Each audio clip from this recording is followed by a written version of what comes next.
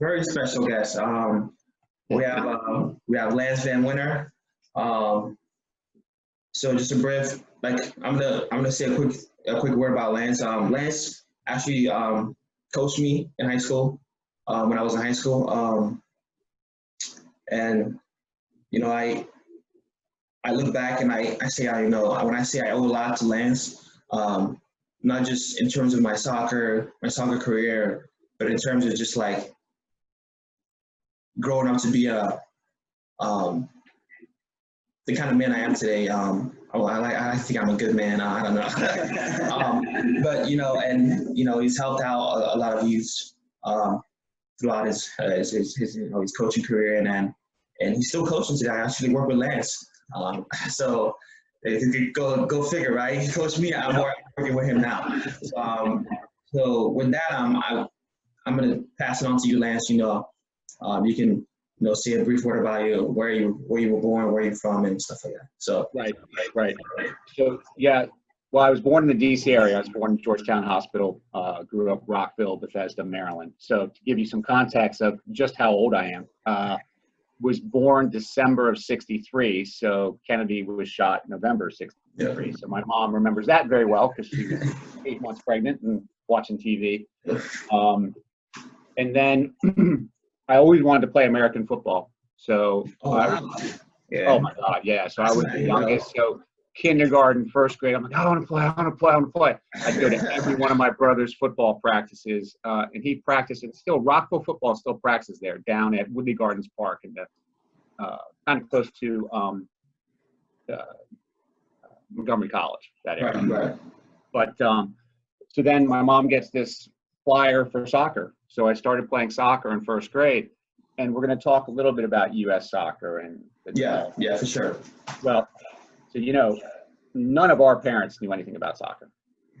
If you coached soccer, you were foreign, right? My coach was a Hungarian guy, right? Like, who is this guy coaching these kids? So it was funny. I was actually initially played goalie, and we played 11v11 from age 5. Right? Ooh, wow. 5 forwards. Did you know this? Right? 5 forwards, 3 midfielders, 2 backs. And your backs, I had twin kids with crew cuts that could tow it really far. And everybody's like, yeah! So, humble beginnings, let's say. Yeah. MSI started in 1971, so I think I did play the first year of MSI. Oh, wow. 1971. That's my claim to fame, which is pretty sad. But, love soccer. You couldn't, no internet, right? So you got 2 games a week. One was English League, one was Bundesliga. English League back then is not what it is now. Very ugly, very right. Kick and run, whatever. Yeah, very aggressive. Therefore, I love the Bundesliga because that was Borussia Dortmund, like beautiful soccer, right? Right. Relatively. And then, by the way, and Germans play very good soccer. But back then, I think it was more also the Germans played in the German league. The British, it wasn't quite. Yeah. So, we got 1 game a week. I'd wait all week for it. Like a chop down game, it would be an hour. But just absolutely loved it. And then in 5th grade, we moved from Rockville to Bethesda. Right. And that's when I tried out for the Potomac Bethesda Kickers. And that was the club team I was on all the way through my freshman year in college. So even my freshman year in college, we played state cup. It was 5 weekends in a row. A bunch of us hopped in a car, drove 8 hours on a Friday, played a game Saturday, drove back to college on time. Oh, wow. And to this day, the goalie texted me 2 days ago. I'm with my kids. I'm out here. I'm doing this, doing that. Yeah. All those guys are my best friends, and it's. I think a really big part of that is they weren't necessarily guys you would have been friends with in the hallway at your school. They were my teammates. And that teammate relationship is. It's different. Yeah. It's different. Yeah. And I was fortunate to have those same guys, from 5th grade, 10 years of my life. They're a huge part of my development. Love soccer from an early age that it was international. I told you, John, like my best friend in 5th grade is Kennebong Mafan, some guy from Nigeria. And I used to be at his house for dinner, and I'm like, shit, I don't like any of this food. Right? But you got to be respectful, right? It's too spicy. I couldn't deal with it. But, you know, so I love that. And then what was great was my stepfather coached my MSI team. And then I had my travel team. MSI games, it was called Select then, not Classic, but the exact same thing. We're on Saturdays, travel games Sundays. One team trained Monday, Wednesday, the other Tuesday, Thursday. That's 6 days of soccer. Life was perfect. What more can you ask for? Right? So it's better than today. Yeah. It's better than today. You play everything outside. Right? So my club coach was Joe Bear. So Cole Fieldhouse, which I think has been torn down at Maryland, when you first walked in, there used to be posters of people. Not even posters, I mean like life-size walls. Right. And that was my coach. So he was there diving, saving the ball. So I think he was on 48 or 52 U.S. Olympic team. But, you know, very, very good guy. Very good player. Another coach, Lionel Chaikin, Baltimore soccer player type guy. And then my third trainer was Gary Darrell, who played for the Diplomats, for international team captain, you know, and a great guy. So, you know, Cruyff played for the Diplomats back then. Oh, that's cool. So, yeah, so that was NASL days, you know, which actually the league had some really good players. So I was very fortunate to have those coaches. And, you know, John, we talked about it. Like, you know, I had a single mom. Even when she remarried, you know, they had to work. Right. Well, a lot of the families back then, and this has changed, this is a big part of the volunteering and people having time. A lot of the moms did not work, right? So it was the whole team kind of raised me. They picked me up, take me to practice, all that stuff. They were rich. My coach had a pool, like, you know, like that. So, you know, that the kickers, and I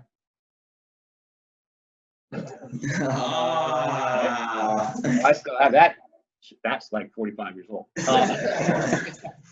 But so we were a great team, and we actually, I think back, you know, travel soccer, we actually had to travel to play teams that were good, right? Like we go a year and not lose a game. So we traveled, and some funny stories, like we went to Cincinnati.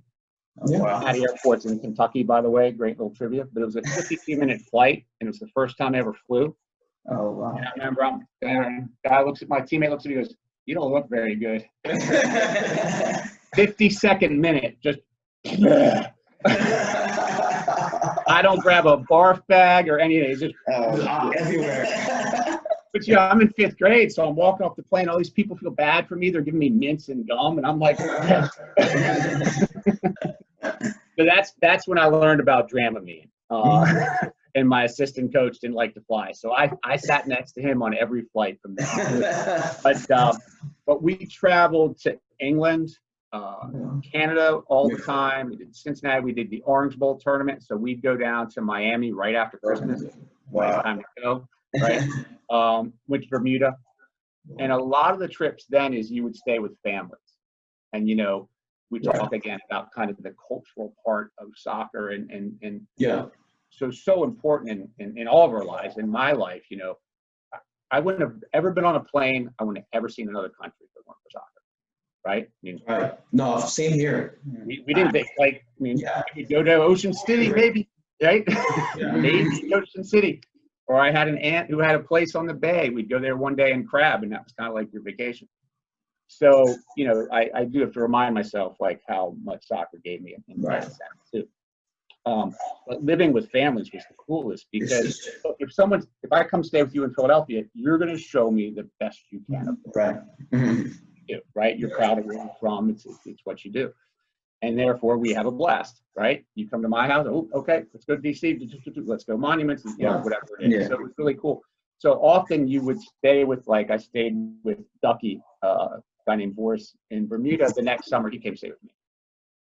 You know, so it was really cool stuff. So that part of being on the kickers was great. We were a great team. But the nice thing is, because we talked about this, we were the best players in Montgomery County at that age group. If you were a great player, you were on that team. Because no other team. Other team. But you know what I mean? That was the team. It wasn't It wasn't, academy, region. It's crazy how many teams there are. And we'll get to this later, but when I became, because we're going to talk about some of the other things I've done in soccer, when I became the Seneca president, the guy before me had been president for 16 years. And he goes, Lance, there's 4 acronyms I've never heard before. I'm and his kid was gone. He's like, this is crazy. It's true. Like, if we just blasted to another planet or just went somewhere and hung out in the woods for a year and came back, we would have no idea what's going on with youth soccer, right? I wouldn't know a DA from ECNL. I barely kind of know what it is now, and we're in life, right? I agree. So it's a disaster. So I think, what was so cool is we play Annandale, Reston, all the same kids, on the team. It was great. So you loved your teammates, loved your team, loved your coach, nobody moved. And I think that's a huge, huge thing. And I don't think, we can get into it. It's not loyalty, because everyone goes, oh, people aren't loyal. Well, coaches aren't loyal either, because so my club team, I can't say enough just about those 3 coaches, and everything they did for me. Big reason I coach. Right. Those experiences. Then another part of it was my sister dated a guy named Fernando Reque, who played at Whitman, and Whitman's coach at that time was Sam DeBone. And so I heard from Fernando, who's maybe the best player I've ever seen in person, early 70s graduate of high school. I was 80s, so 10 years older than me, 8 years older than me. And he just talked about this guy, Sam DeBone, how mean he was, right? And I'll get to that later, because then I went to play for Sam, who I still call like Mr. DeBone, right? But Fernando was cool in that he was a soccer bum. I say that with love, right? So I'm in 5th grade, and you guys, I'm 5th grade, 6th grade. Well, I'm playing with men, right? So they're all 20-something. 18 Latino dudes and me. They'd all speak Spanish to me. I'm like, I only knew like Centro and several cuss words, right? How I started speaking Centro aquí, and cuss words. And I was pretty good at imitating them. So, but it was so cool, because I got to hang out with Fernando, and we were soccer bums. We would get run off every field. We'd climb fences and play on nice Bermuda grass fields and same stuff we do today, quite frankly. But it was cool being with him. And again, because I think when we talk about development, U.S. soccer, my dad didn't play soccer. So being with him and hearing them talk, and that's soccer. Like that really is. Like Raphael, you said your dad's into soccer. Well, in your home, you guys watch games together. You do, that's soccer. To me, it's more important than I had a really good trainer today. I think that matters more. Yeah. So that was awesome. But so great experiences with him. And then the other one was I had a shed in my backyard, and I just loved to kick the ball against it. Yeah. What more? And, and you laugh, but I'm like, if we didn't have that shed, it was 3 hours a day. Would I have gone to elementary school? And it was funny because it was a wooden shed and had a window, a hole in it. So if I shot it in there, I was always worried about like mice and rats in the shed. By the way, I don't even know if there was any, but I just there was. The story gets bigger. They were this big. It's like, I don't even know if I ever saw one now I think about it. You're always kind of scared to go in there and grab the ball, But it was the good old days where I had one ball, and if you missed, you go chase it. It drives me crazy when parents are lurking around the field getting balls for kids. But so quite frankly, the shed was a big part of my life. So between Fernando, the shed, and then just having good coaches, I was very lucky. And my stepfather. And John, you'll appreciate, because we work on a lot. My stepfather's the one that read a soccer book. He's like, oh, they kick it with their laces here. Let's work on that. I'm like, all right. And otherwise, I don't think I would have learned to strike a ball properly, which Raphael Johns never learned how to do that. I was talking about that. My long balls are dead on. You gonna edit that out, John? Yeah, John's gonna edit it out. It's true. So yeah, but then the last part, and we can move on to the more interesting stuff, was I played at Whitman. So back then, high school was 10th, 11th, and 12th grade, not 9th grade. So a couple little jokes. So in 9th grade in junior high, so I went to North Bethesda, it's when you had junior high soccer. Only 9th graders played, right? Well, I mean, from 5th grade on, when I moved to Bethesda, I can't wait for my friends to see me play. I mean, I was dying. That 1 year, 9th grade, there were budget cuts and they had no sports. Like, you're kidding me. And then the other bad luck for me is my senior year, for 1 year, when there was overtime, they wanted games to end, very American thing, they can't get ties, right?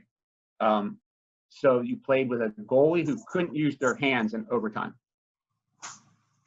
Yeah. So my last game ever, we'll have night out. We go into overtime in the playoffs against Churchill. Kid from my club team shoots from like 45. It's going over the goalie's head. So he just grabs it with his hand. They get a PK against a goalie who can't use their hands. A PK? End of my high school career. Wait, so how was PKs back then? Because I know in the old MLS you have to like dribble. Right. So my junior year, we did the shootout. Maybe from 35 yards. My senior year, overtime, it was a PK. So the shootout thing, by the way, is pretty cool. Yeah, it looks cool when you watch the video. Like PKs are nerve wracking, but you're dribbling in from 35, Yeah. Chip over the ball. I chipped him early. Yeah. Okay. So, but so it was the high school club thing was just like it is now. My club coach like, I can't believe you're playing that trashy high school. It's this. In high school, we had, all Americans, D1 player. I had a tremendous high school. But it's high school, right? It's a little rah-rah, go. I'm not going to be as good there or comfortable there as I am on my club team, right? My club team, I was captain of the team, center mid. I've been 7 years, right? So you're not going to be as good. But, man, I loved high school soccer, right? And so there were no lights in Montgomery County then. So our playoffs, we'd get in a bus and play PG County under the lights. So, like, my buddies to this day are like, man, I remember, everybody came to the games. Got to the playoffs, you got a lot of fans, kind of like your reward. So I'll tell you one quick funny story, then we move on to coaching stuff. So my junior year is when we won the state championship.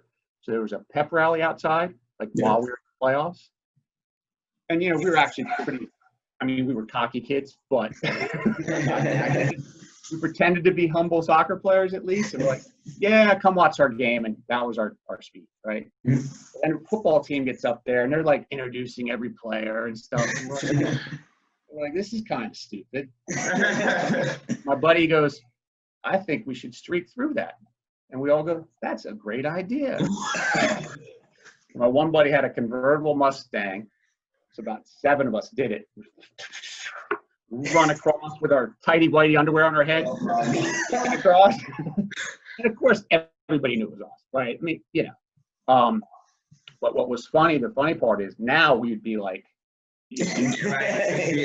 whatever, like we'd be probably kicked out of the state, right?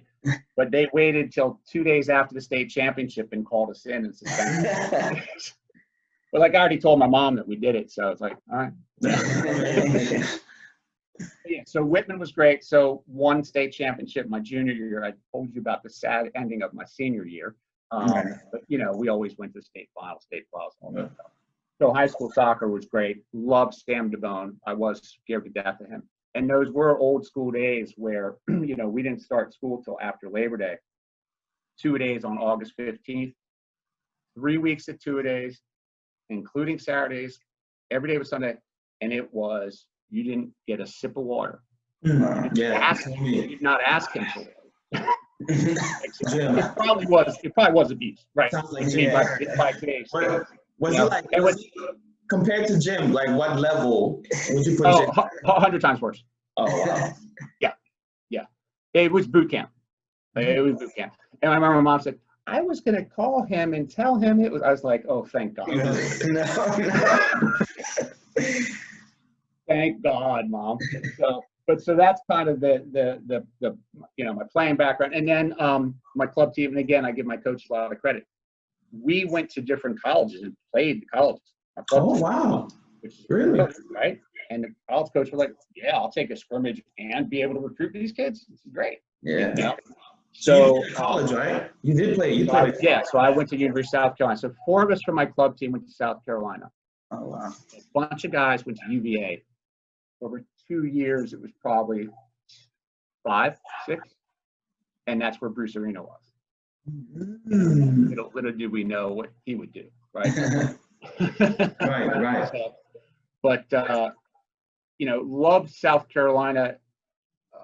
Had a soccer-only stadium, Bermuda Field, Right. Great facilities. For soccer at that time, the best. South Carolina and Clemson, their alumni give so much money because if you're from South Carolina, you don't leave South Carolina.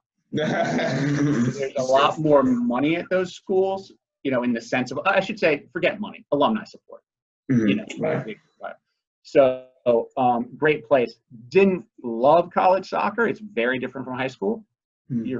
It's a job. I mean, you're competing. So you're competing with your teammates. Yeah, they're still your buddies, but very different from high school. Yes, I mean, you gotta, and I did love soccer, and of course I would always play it, but that's where I tore my ACL, and just, it is what it is, and then after that, for us, there was no pros, there was nothing. So I was a little bit bitter about soccer, in a sense when I came out of college. It's like, okay, I tore my knee. Well, what do I do now? You kind of lose your identity a little bit. Yeah, no, for sure.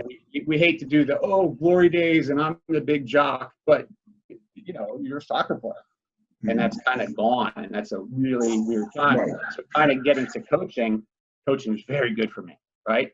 Because you play some men's leagues, you play whatever. But then, we'll get into the coaching part. But then I start coaching my niece's team, and then you have kids, and and off you go.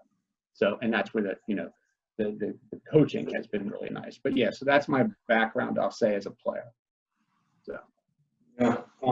And that was probably more than 5 or 6 minutes. No, that was really interesting about the whole history of U.S. I didn't even know, I know for quite a time, but I never knew some of the stuff you just shared. Yeah, and it was, that's why I say I was like literally up to like 3 last night, just going, like, wow, I hadn't thought about Annabelle, Right. And all the cool things, and man, traveling with 15, 16 guys that you've been friends with for 5 years, like the stuff we did, and I mean, we were 7th grade, not bad, but you know what I mean? Yeah. Running around. Can you imagine how great it is? 15 guys, and essentially our coaches didn't care what we do, and we're running around a hotel in England, like, wow. So it was awesome. It was awesome. You come out of college, you mentioned you tore your ACL. So did you? You probably. I'm guessing you probably you wanted to coach by then, or you had some kind of idea. So Zero idea. How does coaching come about? Like, how do you, Right. how do you get into that? I say, like, if I had to do it again, would have been a high school history teacher and coach soccer. Would have been happiest to be, But you just. And I don't think we planned as much as people do now, or at least I did. You got to run around hotels. I'm going to play soccer. Well, why are you here at college? I'm going to play soccer. Hey, if I got a degree, I majored in political science, So, I will admit that I didn't worry about the next day very much, But I know exactly. so what happened is met my now ex-wife, but met my wife, coached her niece's team, Jackie, which is wild because she's like 30-something with 2 kids. And I think if I have it right, we're the yellow bumpers.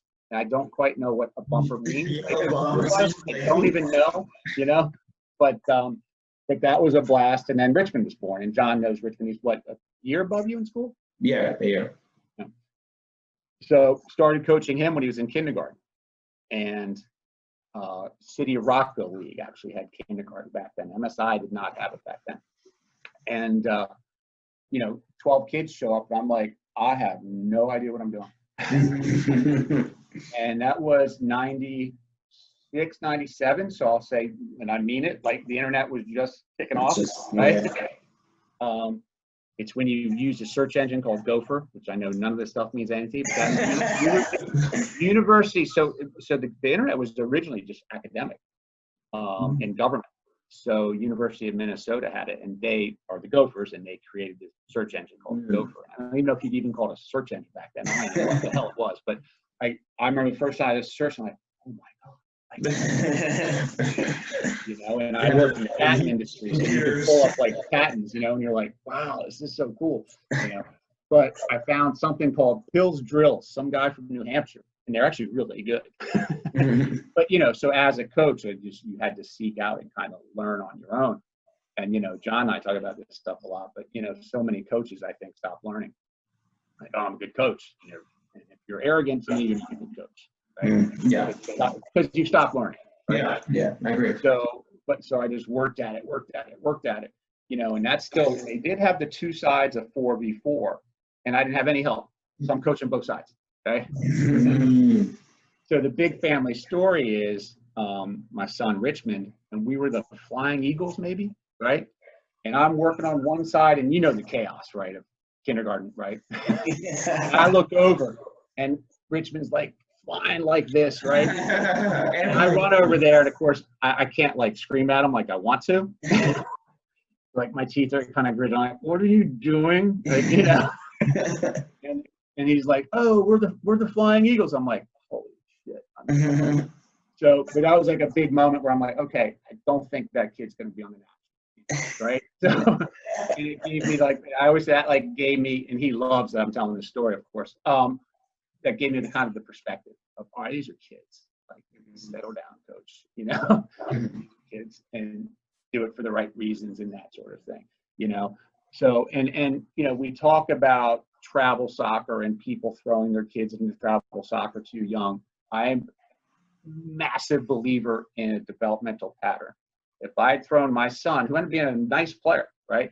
If I'd thrown him into Bethesda, nothing against Bethesda, but at that time, Bethesda travel soccer in second grade, he would have quit soccer by third grade, right? Because whether it's physical maturity, mental maturity, right. Development of a love for the game, whatever it is, right? He wasn't there, right? Played rec. Oh, he's a left-footed kid, pretty big kid, pretty coordinated. Oh, let's play classic, right? And then I remember that moment, sixth grade, he comes to me, he's like, I think I can play high school soccer. I go, good, go work at it, right? Yeah. He went for a run. He goes and kicks the ball against the wall. Yeah. He doesn't need dad there all the time. Now, half the time I wanted to be there because I want to go kick the ball too. But, you go do it. I mean, John, how many parents said to you, oh, he's so passionate about soccer? Second I hear that from a parent, Yeah. I agree. You're passionate about him being passionate about something. Soccer. I know the spot you're in, Mom, but your kid's not passionate about soccer. No. You can see it. Yeah. And there's nothing wrong with that. You don't have to be passionate about soccer. There's other things in life. I always tell kids that. But yeah, so started coaching with my niece and then with Richmond.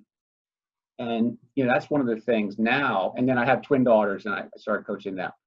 And then it was crazy because one of them stayed rec, one went classic. So I'm coaching my 3 kids' teams, plus then Richmond started playing for the Seneca team. Coaching that team. So right away I'm coaching 4 teams, right? And then what happened in the progression was I ran into Roy Dunchey. Do you know him, John? Yeah, I know Roy. Yeah. Wonderful guy. So I played with him at the University of South Carolina. And he You played with Roy? Roy, yeah. Oh wow, Yeah. I didn't know that. If we do a night R-rated version of this show, I got stories for you. All right? That'll make Roy cringe. Roy's But yeah, so we went to college together. I don't need to say anything. But no, Roy's a tremendous guy, good coach, but quality human being. But he owned Corver, Maryland. So I started doing Corver camps with him.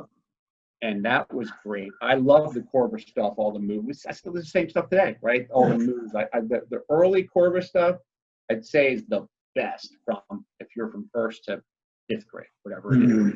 That skill work, I think is really good. And there actually is a Corver pyramid that's quite good, but not many of the Corver, instructors get you to that level. Yeah.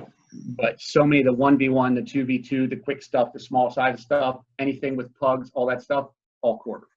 I think more people have stolen Corver stuff, which is always a compliment, right? When you steal. That's how you know your stuff is good. Like if somebody goes, I got this from John, you're like, thank you. No, but that's amazing though. That's like if I say I stole from a coach, that's a good thing. Yeah. So the Corver stuff was a big part, which is where I met the one and only Mr. Jim Hayner. What was he doing there? Was he coaching? It must have been some sort of training thing, and no, I'm sure he had been there. And then Roy said, "Oh, Lance lives in Montgomery County. Hey, Jim." Boom. And that's all that. So, because I think Roy is in Jim's book. So I think Jim had found Roy before. That's how we found each other. And then after the Corver stuff, saw Dave Green. So Dave Green is a swim coach. If you've been in soccer in Montgomery County, half the people probably know who Dave is, right? Yeah, Dave Green. Very, very good girls Bethesda teams and has for, forever, 40 years, right? So he came my junior year. He was the JV coach at Whitman. So he was the JV coach for, I'll say, a good 15 years. And then when Sam stopped coaching, Mr. DeBone stopped coaching, Dave took over. So Dave's probably been the varsity coach at Whitman for 26 years, 27 years. Whitman's won 10 state championships, I think, something like that. So it's a very good program. I do respect the Whitman. It's very good. Yeah. And I respect Dave's love for technical players. Whitman often has the smallest teams out there, which for high school soccer, a lot of people don't have the guts to do that. So, but ran into Dave at swimming with my kids. He's like, "Oh, you want to help me?" I'm like, "Sure." So I was his assistant coach at Whitman for a couple of years, which was awesome because you and John, you should do this, right? But you learn how to run a program. Yeah. And Dave runs a good program. Now Dave does some things differently than me, right? Right. But just like if you were my assistant coach, like, all right, I like that. I'm going to do that different than Lance. Yeah, sure. I would say you got to coach how you are. I got to coach how I am. Yeah. Right. We all have our different. But you're still learning from different ways of coaching and different. Yep. That's a good. Dave runs a really good program. I think those 2 years I learned more than anything. And forget about the technical stuff, the soccer, how to run a program. And I must say that the work ethic of Dave and most high school soccer coaches, unreal. Yeah, I've heard of Dave and I are on the phone every night for 4 hours. Yeah. Just and it's 24 hours a day, but man, is it fun, right? Because you get a new group of guys or girls, with Holy Cross each fall. Yes, some, but whatever. But it's each team, so different personality. Who are my leaders? How do I, how many captains do I have? Yeah. It's going to be a bad number because that third kid, you got to figure out the clicks on the team. So it's a lot of fun, but a massive challenge. And then coached Whitman's JV for 3 years. And then the fun story is I coached against my son. So my son went to Churchill, and I'll never forget this moment because I wanted to live in Bethesda. And my wife was like, "Oh, he'll never play soccer." And lo and behold, he's the captain of the Churchill team, and I'm up there being the announcer for Churchill, and I don't like Churchill. Right? Whitman Churchill in my day was just they were my club teammates. Don't get me wrong, but I hated Churchill. I hated Churchill. I don't hate them anymore. Life. No, yeah. I actually still do, but I gotta say I don't, right? But yeah, so then I realized, all right, it doesn't make sense for me to be coaching the arch rival when my son plays. So stop the high school coaching.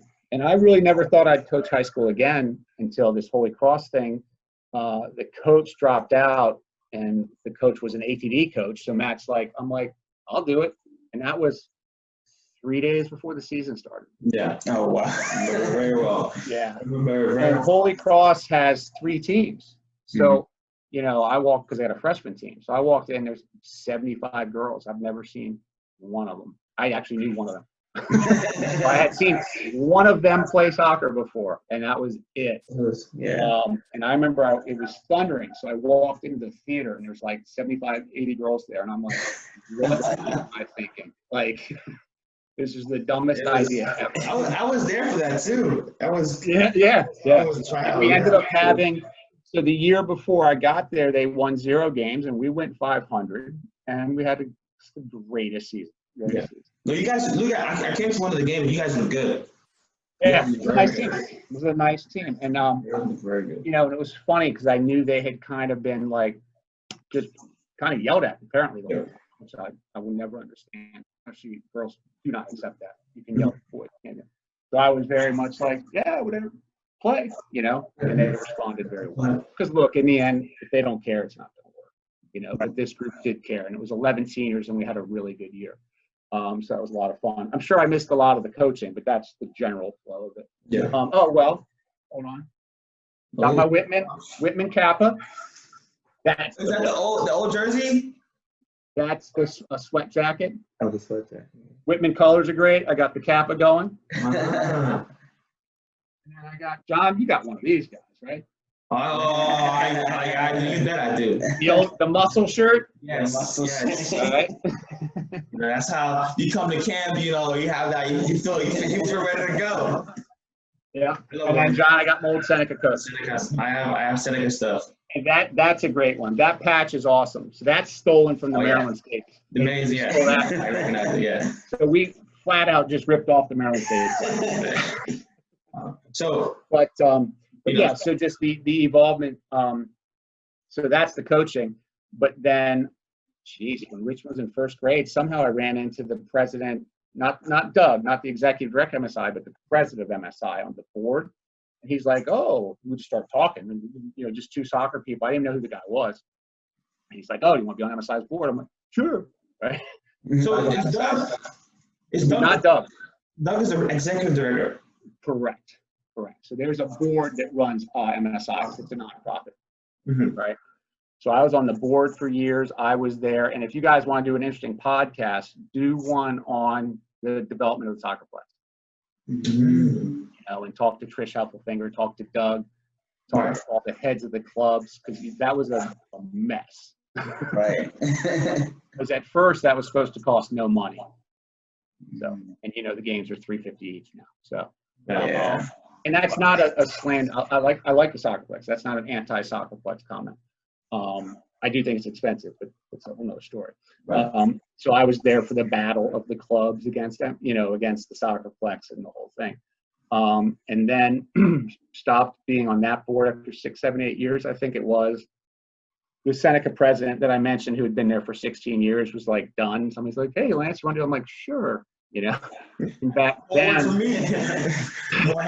and like a glutton for punishment, why I said yes. So back then, Seneca was, and I'll, you know, I say this with love, we were a bad boy Latino club. All boys teams, and we didn't like each other. The coaches didn't trust each other, and I spent half my time going to NCSL apologizing. Right? We had 2 Latino teams playing each other, and they were calling the Latino ref a racist. I'm like, guys, can we not do this? Like, you know. But so started bringing in Henry Torres, his daughter's classic team, Tim Hayner's classic team, my classic team. Guy I went to Whitman with, Jeff Longsworth. So all of a sudden, we went from about 12 teams to like 36 teams. And you kind of saw Seneca presence. And John, you were part of this. You remember we had Kenny's girls teams come over and scrimmage. Yeah. So we'd have one Seneca team, another Seneca boys team, a Seneca girls team, another classic team. We had 4 or 5 teams. It was Friday scrimmage day. I love those. I completely love those days. Nothing better. Like Playing. you meet new kids, you get to play against different kids, and there was a sense of club, right? Yeah, it was. And I do remember, people, the famous at Farmland. Man, we destroyed that place. But you had to walk up the hill, and I do remember people walking up and being like, there'd be like 75 kids, 4 grids going, playing. They'd be like, what is this, right? And it really was a beautiful thing. It was awesome, and those were mainly volunteer mom and dad coaches, so it was a lot of fun. So right at the end, so Maryland Rush is a franchise, right? And so there was a Maryland Rush, and they were over in Bowie. And I met that guy, and I'm talking to him, and he's like, you guys should become a Rush club. And I was like, interesting. To me, it was kind of like going to the dark side. I like Seneca. I don't think there's anything wrong with a parent coach, because in the serious coaching world, they think I shouldn't be coaching my son. And I find that a little bit stupid, right? Like, get over yourself, right? Get over yourself. I'm only coaching because my son's on the team anyway. Right. I'm not saying, so I don't know. Some of the stuff, they get a little too serious. But a lot of the old school Seneca people, like, he just wants to steal our players, And I'm just like, settle down, guys. So, man, we had so many meetings in my condo in Rockville. We finally, and my other claim to fame is I named Maryland Rush Montgomery. Kennedy hates that name, the current president. So, but I love it just because I love, I mean, a lot of things I don't like about Montgomery County, but hey, it's where I've lived my whole life. But so then Maryland Rush Montgomery came about, and I was just burnt out. I'm like, Kennedy, I think it'd be a great opportunity for you. And he bit, and that poor guy's still doing it today. So, and man, the work he does, there are people that get paid $150,000 for what that guy does for nothing, So there are a lot of good people in soccer, a lot of good people who volunteer their time. And, John and I have talked about it. Bill Kettlehut, Russ, Tim, never a penny. I mean, money out of their, and not even the money. That's not it. But they cared about. They care about. They did. And Bill Kettlehut's a great guy. But so that's where some point in there I had Van Winter Soccer for 6-7 years. I think I get credit for the whole high school prep thing. That was actually my idea. It was great. Those were awesome. Awesome camps. Those were awesome intense camps. There were a lot of people. You had a Dale come through. Yeah. Dale. You weren't at the first summer at Alta Vista. No, I don't think so. So, but it was a really interesting one. When we talk about the soccer part of it, I remember, what am I going to say? So it was my first year of doing camp. So I had a software business. It was quite the summer. I got divorced, sold my business, and I'm like, I'm going to chill all summer. Jim's like, I know what you can do. You can run a camp. I said, Jim, I'm not spending all summer with 12-year players, right? He's like, I'll get more players. So he got, can't remember, kid's name will come to me in a second, but the one mom got the permit, which is a whole separate thing, dealing with the county. That's the whole dance in itself.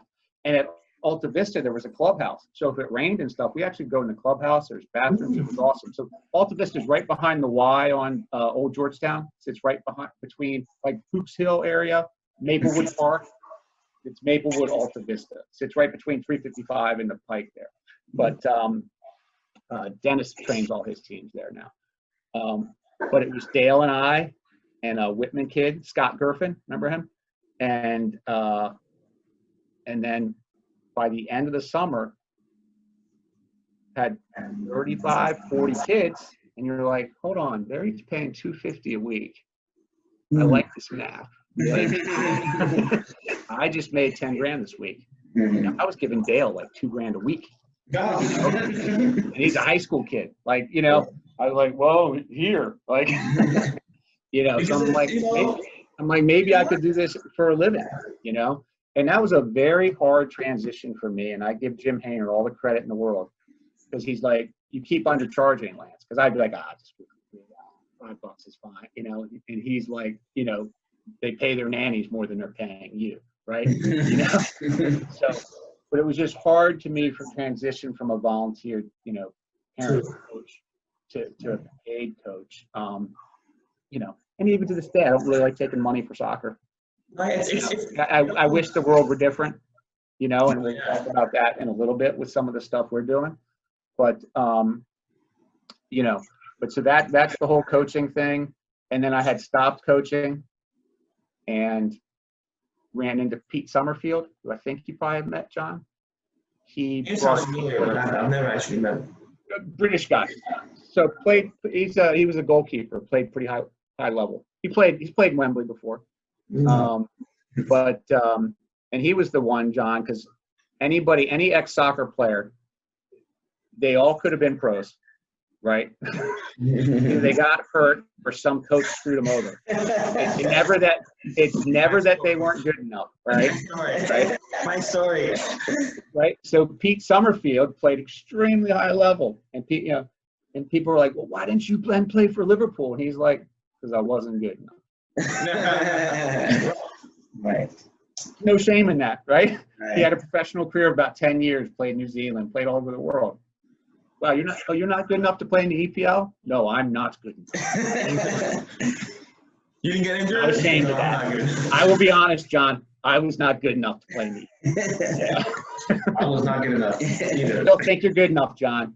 No, right? I got injured, He man. still got the story. I got injured, man. They took me out. Man, if it weren't for my ACL. So you've coached, you know, you've been president, you've been on the board, which one do you like better? Which one, you know, was like? Yeah. So, you know, and we talked about a little bit. Your instincts go right away to playing. Right. And when I talk to coaches and I do a little coaching thing, I'm always like, hey, raise your hand if you're a control freak, right? And we're all coaches because we think we can do it. Because we think we can do it better than anybody else. Yeah. Quite frankly, as a player, you should be the same way, right? So I kind of go to that, and I was like, well, as a player, I have more impact to change things. Yeah. But also just the high of playing. Right. The high of playing can't be beat, period. Nope. So if I had to say, okay, you were put on earth to play or coach, it'd be play. But the coaching part, you can do it forever. And it's a lot more, I don't want to say it's more of this, because as a player, you have to be smart, but it's it's stressful. And you have to think from a million angles, not just playing. Yeah, right. It's about people management. It's about connecting with kids. Yeah. So I got this player who's a 7.2, a 6.8, a this, or that. How can I raise them 0.5 and then give them confidence for another 0.3? Get the team playing well together, and just and build it. And that's fun. I mean, that's a lot of fun. Yeah. And I love that with the high school part, because you have just that brief window. And man, I hope we play high school this year, because I got some good players at Holy Cross now. He's been scouting. Well, this is an awful joke to make, but I will, of course, will do it anyway. But with COVID and MCPS, a lot of people are transferring to private schools. So I've had a couple of people interested. I'm like, really? You're thinking of coming to Holy Cross? So, hey, I'm just trying to get to 10, right? I'm trying to get to 10 field players. So I think we're going to be very good. When you're a high school coach, you think about it every season. You think about it, yeah. And it's a blast. There's nothing like trying to put a team together. But so I think, the playing high, you can't beat. I was never happy or never satisfied as a player. I think a huge part of being a competitor is the fear of failure. I was never happy. Like when we won the state championship, I remember a kid I knew who played football. He comes right and said, "You won the state championship." I'm like, I was relieved. Like, and I'm a little bit weird that way, I think. But as a coach is never happy, right? I mean, if you win, the second the whistle blows, you're like, boy, we sucked. We got to work on this. Crap, we're playing this team on Wednesday. I agree. Coaches are miserable people, right? Like, because even when you win, there's still something that you're like, and it is nice now that I've been doing it for so long. I do chill. Like Holy Cross this year when we won our first game, because those girls didn't win a game the year before. But truly, you're just happy for them. You know what I mean? It's like, wow. And I think that's where the coach happiness comes from seeing the players joyful and happy and enjoying. That's particularly where my happiness from. I'm not happy yes, I'm kind of happy we won the game, but I'm happy they're happy. Right. And you don't want credit. Like when somebody go, "Oh, coach, thanks so much." It never feels good when parents. I just doing my job. Because quite frankly, without talented players, and I read this, it's so funny because so many things in life are obvious, and they're so obvious you're like, you don't really address it. First line in the book: without talented players, you will not have a good team. Like, oh, that's what it is. Coaching shitty players. Like, but let's be honest, it's the players, right? You got a couple special players, they make you a very good coach. But then I also love the challenge of having that gritty team. Like I really enjoy kind of the underdog team. Yeah. Or like MSI Classic is the perfect place to like do really weird stuff, right? The team might be better than you, but they're not such a technically brilliant team that they're going to just eat you up, right? Right. So like I did things one day, we were just outclassed. It was Richmond's Classic team. And I'm like, Richmond was tall kid, good in the air, right? And this is like 7th grade. And a lot of kids won't even still really like hit a ball. So I just put him up there. I'm like, send everything to his head. I put 2 fast kids right by him. Said he's going to flick it on. And you run through. Great genius. I am a genius, right? And we won that game. We had no right to win it. And you can do crap like that at the classic level, at a real level of soccer.